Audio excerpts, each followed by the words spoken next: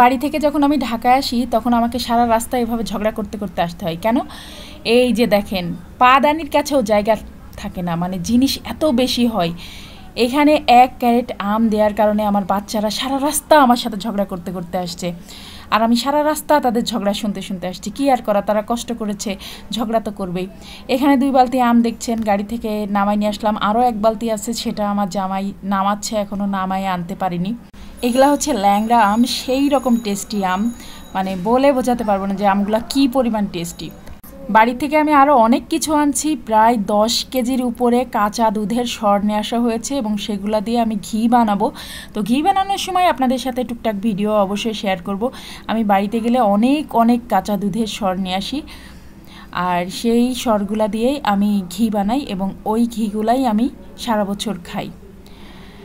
একেবারে খাঁটি গাওয়া ঘি, সেটা বানানোর ভিডিও অবশ্যই আপনাদের সাথে শেয়ার করব। এই যে আরও কত আম দেখেন, আম আম আর আম, চারিদিকে শুধু আম, ফ্রিজ ভর্তি আম।